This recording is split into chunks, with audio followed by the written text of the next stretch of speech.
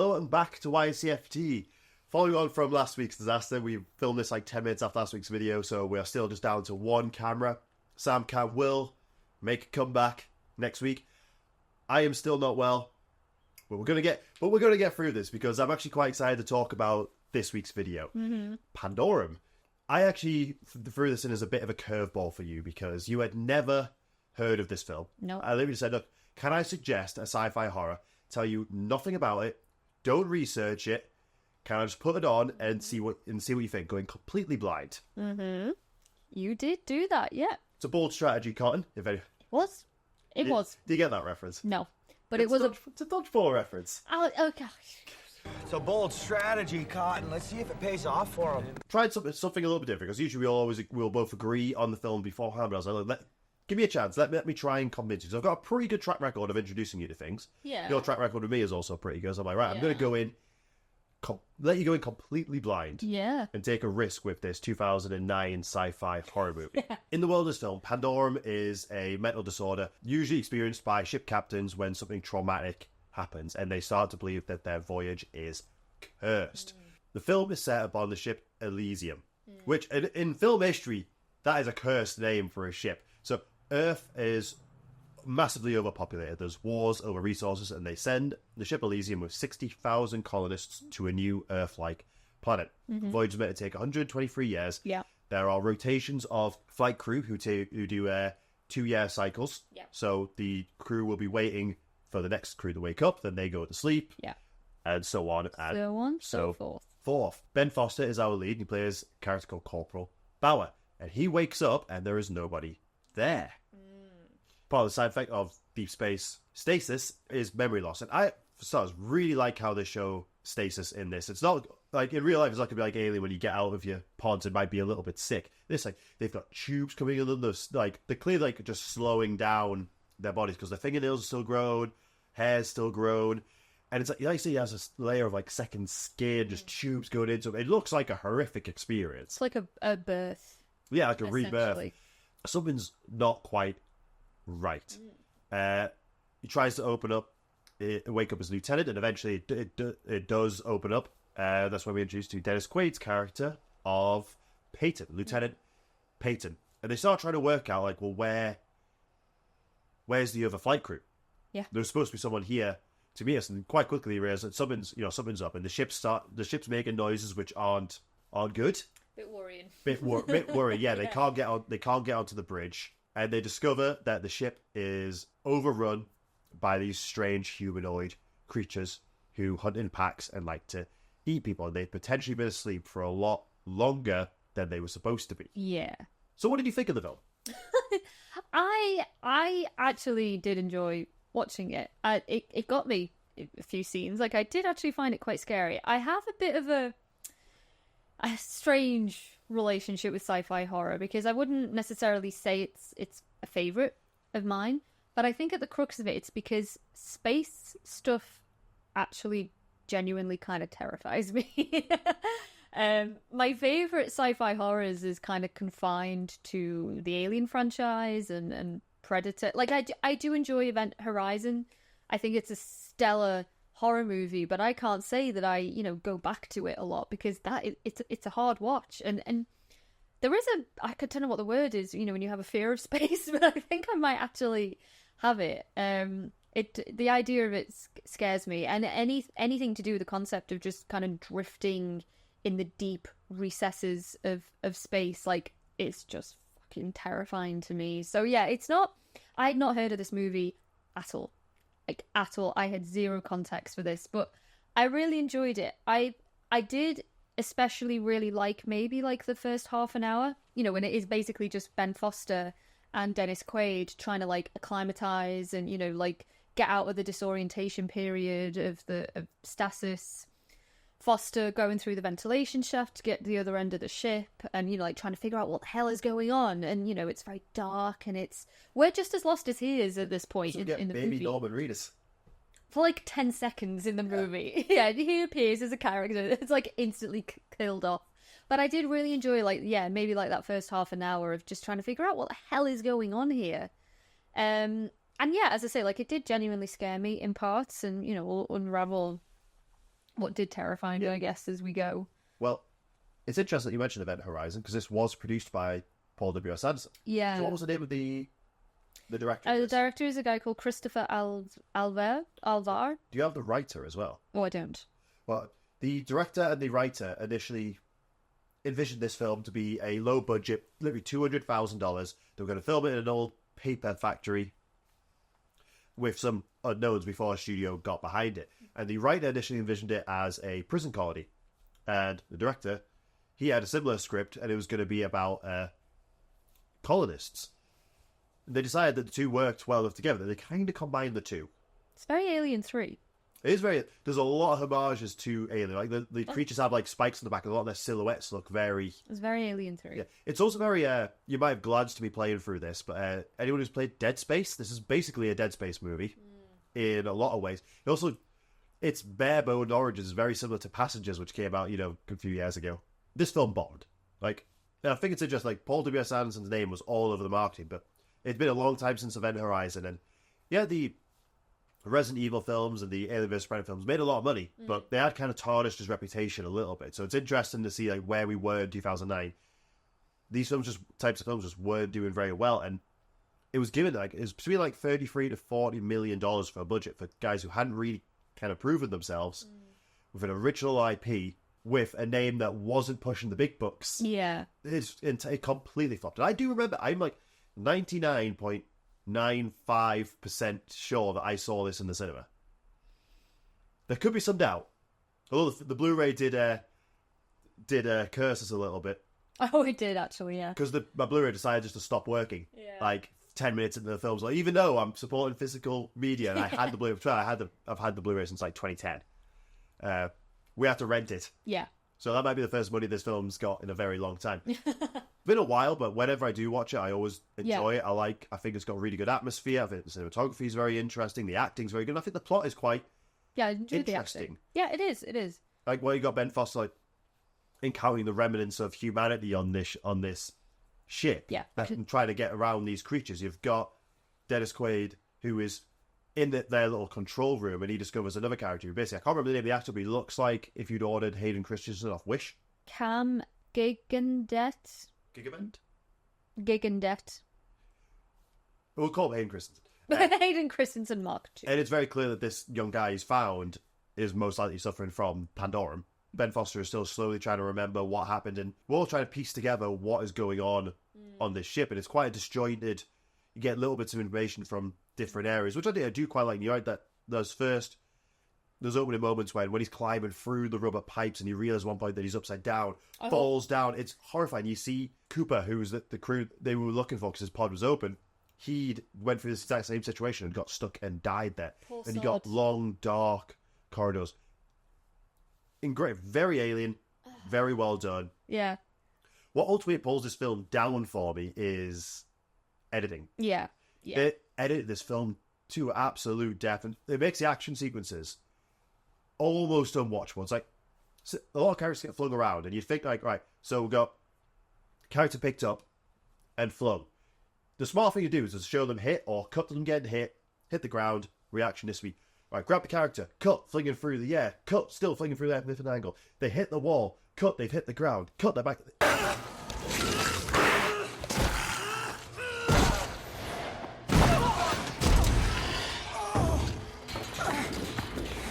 All over the place. It's so disorientating. It just makes the film... It makes the action scenes, it only makes it a bit queasy. Can give you a bit of a headache trying to follow things. Yeah. I think it makes things just hard to follow. Well, this is it, because like as a first time watcher of the movie, I'm trying to keep up with what's going on with the film. I'm trying to keep up with like the science jargon. I'm trying to keep up with what the stakes are now, who is who, because there's also more human characters that we meet on the ship as well. And I'm trying to keep up pace. I'm trying to stick with it. And then it's like you have this really chaotic editing around the dialogue that really doesn't make it easy. And I'm aware that yesterday there was at least like 2 moments where I had to ask you to pause it. Not because I was feeling queasy necessarily, but just so I could like get my head together and like confirm where we were up to, because I was getting a little bit lost. And I am aware it was largely due to the editing. If we could just linger on a scene for longer than maybe like 5 seconds, if we could just, keep the camera on Dennis Quaid as he's talking about something, or Foster as he's talking about something, would have helped. Or even just to appreciate some of the creature design early on in the film. Yes, because those mutants are terrifying. Like, they are genuinely scary. I think the first time we see one, again, that was one of the moments that got me. I thought it was a really good jump scare, but we don't really linger on it that much, and it's just like a quick flash and it's gone, which can work. Like, that can be just as effective, but then that kind of is what the director chose to do, like, throughout the rest of the movie. It's like we don't linger on them, and as a whole we also don't really spend a huge amount of time with the mutants ultimately. No, so it's a big problem that this film kind of has as well. So like, we have side characters. So we got like the character of Nadia, who's not actually named in the film. We got that from the sexy sci-fi lady. Yeah, so we got her who's going to give us some of the science jargon where we might find out where the creatures come from, which I'll get into in a little bit. We have a cannibalistic chef who gives them a bunch of background again on what's happened, but then drugs them and then tries to eat them. But you've also got the ship that's about to explode, so they have to convince him that, the ship's going to blow in like the next an hour. So there's so many other plot threads that you don't get to spend any time with the creatures, and they're very flitting moments. But then the character of Man, I think his name is? Yeah, with a H. And the actor who plays him is a mixed martial artist, and his action scenes are like also like cut to death. But you see him take on like the leader of the creatures. It's complete cut to death, but he doesn't have a weapon, and it throws him a weapon. All right, so they're clearly a bit more intelligent than they've been made out to be. But we don't get to spend any time with them to see their civilization or it's just kind of. I know this was meant to be a trilogy, but. Like I said, it does have a fan base, it does have a cult following. There was multiple Facebook groups trying to get a sequel made, and the writer and director are in one of them. It's just not going to happen. It's not going to happen at this point. Should I go through the twist of the film? Because I can't really describe the creatures without going through what the twist is. So, spoiler warning. I was just going to say, I'll revisit a lot of the points you made because I want to follow up on them. Yeah. So it turns out it has been a bit of a while. This trip that was supposed to take 123 years. They are currently on 923. So Ben Foster has been asleep for a very long time. Peyton is not Peyton. He is knockoff Hayden Christensen, a character called Gallo. He was on the bridge. He was part of the flight crew that found out that Earth was destroyed, and he absolutely suffered from Pandorum and murdered the rest of the crew. And then he started waking people up. They say he had his fun with them, played with them, and then locked them in the cargo hold, and then he would go back to sleep, wake up again, rinse and repeat. Made his own messed up kingdom. The king no longer wanted the plague, so he returned to his better slumber. And while the king slept, a whole new world of evil grew. So when he woke up this time, he can't, because of the side effects of this, can't remember who he is. So I think for a while, just convinced himself that he is Peyton. Yeah. And eventually, Ben Foster, when he remembers it. Oh God, that's not Peyton. I remember who Peyton is. When his memories start to come back. So he's been arguing with himself in this room, the younger version of himself. You kept throwing out predictions and you almost got it. You were really close. At one point I was like, I don't think Dennis Quaid is real. I think Ben Foster's suffering from Pandorum because Dennis Quaid has just been alone in the room. No other characters have been interacting with him. He's definitely fictional. He's in his imagination. And then I was like, well, no, that can't be true because now he's talking to this young guy and the young guy can see him. And I didn't say it out loud, but there was a moment where I was like, is this like a split personality thing? Because there's a moment where young Gallo is looking at himself in the mirrors and you can see like 3 of him. And obviously he's talking to Dennis Quaid and I was like, is this symbolic of like, I don't know, DID? Like a dissociative personality disorder, identity disorder or something. And I didn't say it and I should have to prove that it was there. But I kind of got it. Eventually, Peyton obviously remembers that he is not Peyton, he is Gallo, he's created this messed up world. And that is what kind of led to the creation of the creatures. The flight crew obviously going to have to be waking up. We actually looked deep into a video that went deep into this, because you get the scatters of information. All of the colonists were going to be given an enzyme that would help them adapt to this new planet. The flight crew weren't given this because they were going to have to wake up every few years. So when they woke up, they would start to adapt to the ship. Now, this wouldn't turn them into creatures straight away. So after they were messed with, the next set would be woken up. They'd start to adapt. And after we locked the cargo hold, they'd start to become cannibals. So they'd start eating people, getting the enzyme from them and start to adapt even more. Next set, people get released. They get eaten. They start breeding. And basically over a couple of 100 years, well, nearly 1,000 years, that is how we've got to what these creatures are. It's from them constantly adapting to be the perfect living organism on this ship. Yeah. So the creatures that we see in the film are the descendants of the original human passengers that were woken up by Gallo. Yeah. And they've just been living off the occasional pod that opens up. We do see when our main character's being chased by a bunch of the creatures that a pod opens and someone's like, and they just go for him and start eating them. And that's such a horrific way to go. Horrible. But that's so interesting. That's why I really wish we could spend more time with them, because it's kind of interesting how we've got here. Yeah, this is the thing. It's like, it's not necessarily to the film's detriment, but I am aware that you could easily have a movie that where the only threat, the biggest threat is the creatures, is the mutants, and you can have Bauer, Nadia, the man, if I am pronouncing that right, and maybe even the chef as well. You could just have a movie where it's them trying to ward off these creatures, because on surface level they should be the biggest threat. Like these mutant cannibals that are just like running rampant, and also have the advantage of they know this ship very well, whereas some of the other characters are still just like trying to get used to where's what and where everything is. We interrupt our program to bring you this important message. We'd like to shout out our groovy members. We appreciate everything you do for this channel and helping us grow. You guys are awesome. You mentioned earlier the stakes keep getting ramped up. So the chef that we meet, Leyland, who's played by a guy called Eddie Rouse, and I really enjoyed his performance. He sadly passed away in 2014. Oh, that's very sad. Yeah, I believe it was cancer. And it's because he was very, very good. He's very good. It's like, if there's ever a character that feels like it belongs in Alien 3, it's him. Yeah. Even like the way he looks and stuff, like the design of his costume, like you were on you were on that planet in Alien 3, my friend. His exhibition dump is one of my favourites in the film. Needed. Yeah. But also, like, but he arguably in that moment, he poses just as much of a threat as the cannibals do, because he gasses them.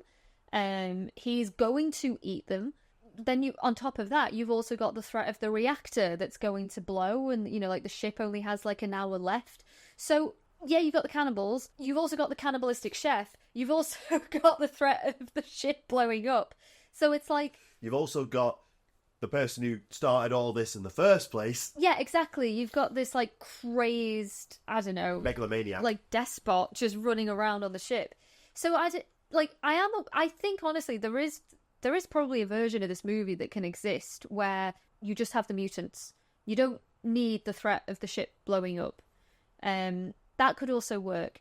Arguably, I think at its core, if you take everything away, if you take away the mutant cannibals, you take away like the colonization of this other planet and the enzyme and like these big like lofty sci-fi ideas, at its core this film is just about a man having a huge psychotic episode in space. There is no medical assistance to help him. Yeah. It's just like one prolonged episode. Yeah. And that in itself is kind of terrifying. We find out the most famous case of Pandorum was on a ship where someone thought it was cursed and launched everyone's escape pods into space. That is a horrifying thought. You're essentially in a floating coffin at that point.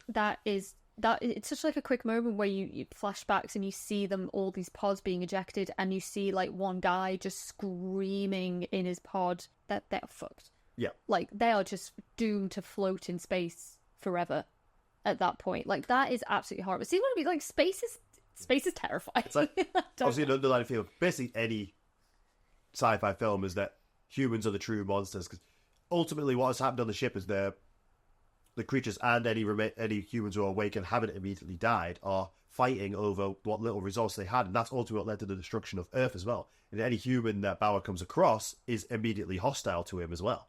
Yeah, absolutely. And the reason why the creatures seem to succeed and are the dominant force is because they can work together as a pack.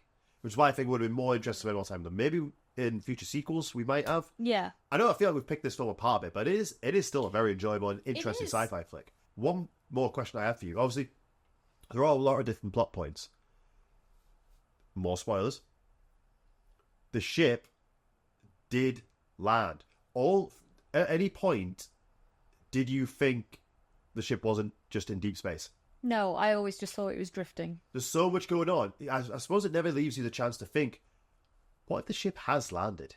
Yeah, I never. I actually want to give the film props for that. When I first watched it, one thing it does a really good job made me think that maybe Ben Foster is suffering from Pandorum because he does have the symptoms and has imagined a lot of it, maybe even imagined all the creatures until ultimately it's proven, oh no, they are real. But the ship did land, and it's been underwater this entire time. Mm-hmm. And I thought that was a great moment. That was cool.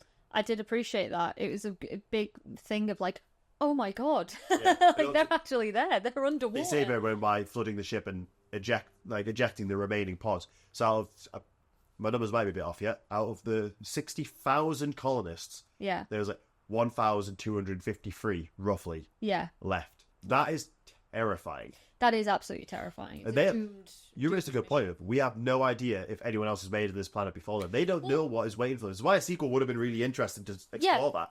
I was thinking of it today. I was like, well, hang on. So they were meant to arrive on this planet called Tanis, which is essentially like another Earth. They were meant to arrive over 800 years ago. There is nothing to say that another species within that time also could have called it their home. And so, yeah, it's like somewhat of a happy ending because Ben Foster and Nadia, like, they make it. There's obviously the surviving pods. Like, right, humanity is kind of safe because we're on the new Earth. But there's nothing to say, like, there's not another species that's already got dibs. Or even other human survivors. Yeah, exactly. So it's like somewhat of a happy ending, maybe, but we don't know that there's no other threats on that You planet. made an interesting point as well that Gallo, Dennis Quaid, doesn't ever he dies, but he doesn't get any comeuppance. He's never confronted with what he has done. No, this is the thing, because like he is the one responsible all these, hundreds of years later for these mutants that are now running rampant on the ship, and he does the death of oh my nearly God. 59,000 people. Absolutely, he is responsible for this, and there is not one moment in the film where he even is confronted by one of the mutants. And it's like, sure, like they wouldn't know who Quaid is necessarily; they would just see him as another human. But I do think like it is kind of strange, like he never has any interaction with them, and ultimately when he dies, it's not at their hand. It's not even at Ben Foster. It's just he drowns. He drowns on the ship. Yeah. So it is a bit not strange. It's the wrong word, but I do think there would have maybe been a good opportunity there where he does actually he sees them. Oh, there's a moment between one of them or something. Something else I find quite interesting because we do see a small version of one of the creatures, who was actually played by the director's daughter. Right. It was very cute. This is what we were watching yesterday. It's a channel called Roanoke Gaming, which was really good for deep diving into like creatures from films and how they could work scientifically, biologically. Really, really interesting how it goes way more in depth than he needs to, and I love it. And he said that we don't get to spend some time with these, but when he looked at them as a child versus how they look when they're adults, like the leader has got a big scar, he's missing his nose. There seems to be a clear hierarchy based on facial markings and facial scars, because when we see them look very essentially clean as a child to what some of the adults look like. It's all right. So they have their own form of civilization. They clearly make clothes. Their weapons look like they're made from welding torches. So there's an intelligence there that I wish we got to spend more time with. There's something tribal about them. And yeah, you mentioned earlier as well, like the scene where one of the leaders and Man are fighting, and the cannibal throws him a weapon to give him a fighting chance. Now that is very Predator. Like, like... Well, he has like a wrist blade thing, which is very similar to Predator as well. Like, killing, attacking to a code. But then at the same time, that also counteracts a lot of the previous fighting scenes with them, because they don't give them a fighting chance a lot of the time. They just attack. Booby trap people. They come across a couple of bodies that are tied up in booby traps, so they're clearly smart. Oh, they are smart. Like, they're in it for the hunt, it seems. But again, we don't get to spend a huge amount of time with the cannibals, because like we need to try and fix the ship, and we need to try and figure out exactly what's going on, and meeting all the other human characters. So yeah, there's a lot unexplained about how they've been living on the ship. It's also strange that, like, when you think about it, all of the cannibals don't realize that they're actually on a planet. Like, to them, their ship... The ship is their home. Is the planet, probably. Like, that is the only thing they've ever known. If it's sick, like, if there's 60,000 people there, it must be massive. Yeah. Like, absolutely massive. But I can't imagine that. I think there's a lot of them, but not too many, because the scarcity of food, I don't think their population could have grown too much. I think that it very much be a limit to maybe a couple of hundred. Probably. At most. Yeah. But I often find this a very, very interesting film, especially for, like, an original IP. And it's a shame it didn't do better. Like, there's clear issues. We've pointed out multiple issues with this film, and my light has just... It's just died. Went out. We'll add that to the tech problems we've had today. To be fair, I think it's just the battery. Yeah. Anyway, I would recommend this to more people. Like, would you? I would. I would also probably watch it again. I did enjoy it, and I did enjoy figuring out, what was going on. And I think for me, the most interesting thing, just this like very basic concept of psychosis in space, like that's terrifying. Yeah. And again, like, even without the cannibals, even without the threat of the ship blowing up and, humanity at stake, that alone to me is just a very interesting concept. And I think it was actually explored quite well. Yeah. I know the director has said that there is an unrated version of this film that just never got released, which would have been cool. Like, I liked something that they did a lot in the early 2000s was do unrated versions of horror films for the DVD release. Yeah. So I kind of wish we would have got that. I would have liked to have delved into the special features on this, but like I said, the Blu-ray just kind of died on me. Yeah. There's a big emphasis on shoes in the very beginning of this. Like, he finds himself in a Foot Locker just with like dozens and dozens and dozens of pairs of shoes. When Nadia first encounters him, she tries to take his shoes, and I thought this time around, it's like, oh, you're quiet. Shoes are quite loud, stomping on the floor. So I thought it was a tactical thing. Never comes up again. No. I honestly thought that was going to be a bigger part in the film than it was. I didn't even clock it, to be honest, but yeah. Yeah, I've watched this film a lot Yeah. since I've got it, and I've only just clocked the shoes. I will say as well, just another observation I made is I do think the fight sequences are done very well, but also like the attack sequences. Whenever like Ben Foster is hit, I genuinely feel like, oh, that man is in pain. Yeah. Like when he's down, and there's a lot of grunting and there's a lot of groaning, and it's The film very does grimy. disorientation very well. Yeah, it's grimy, it's dirty, and R.I.P. to that poor bastard that died upside down. Oh, Just too unable bad. to like get out of the grace. It just that is a slow, painful death, and that is just absolutely horrible. Yeah, it's the first hint as well that They've been there for a they've while. been there, they've slept there a bit too long. Yeah, So- the alarm didn't go off. So yeah, has anyone even heard of this one? Like, a lot of people I speak to about it just don't even know that it exists. I walked into Blockbusters to buy this film. Yeah, Yeah, my local Blockbusters before, obviously that wasn't a thing. I used to get a lot more Blu-rays from there because it was behind my house growing up.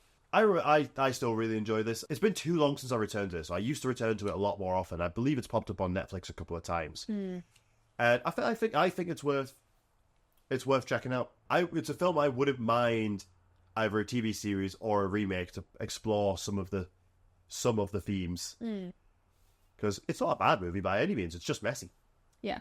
The Descent in Space. It is exactly the Descent in Space, the creature design and everything. Yeah, we did see something that referred to it as the Descent in Space. Like, yes, absolutely it is. That's what they should have marketed it as, not from the producers of the Resident Evil film. Say Yeah, the that's what Descent they do it. in Space, because maybe that's another thing. Like, a name like Pandorum doesn't really tell you a ton about the film. Right? The trailers are quite good at not showing you things, but maybe when it is an original IP and then with a strange name and a trailer that doesn't give too much away, that's not going to attract audiences. It's not.